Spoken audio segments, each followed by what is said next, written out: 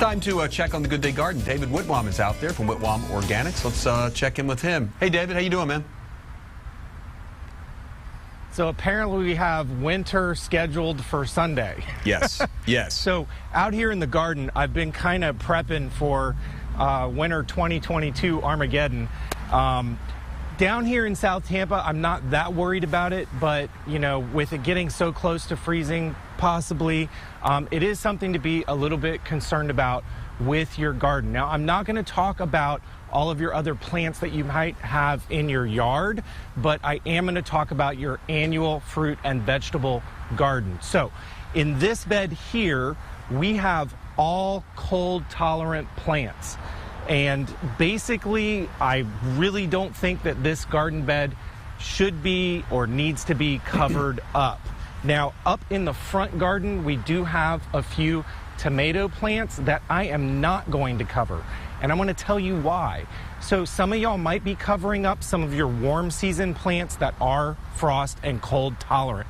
I would invite you to do one thing. It's called the A/B test.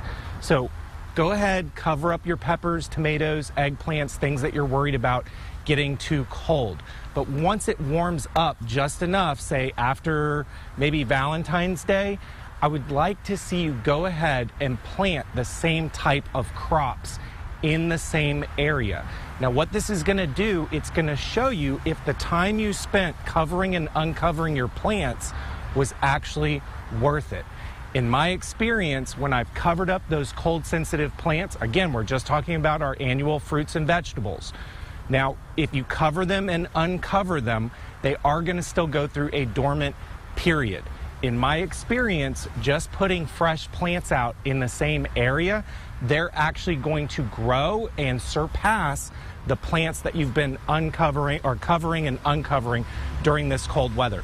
So another thing I've done, and I just mentioned, is I made sure that I put all of my cold tolerant plants together. So another piece of advice, if you're absolutely going to cover, when you're planning your garden area, it's a good idea to put the plants that do need to be covered next to each other and the ones that don't need to be covered next to each other. That way you're not spending a bunch of time covering up plants that you really don't need to cover. Again, I'm not talking about your tropicals or anything like that, just your annual vegetables. So back to you, Russell.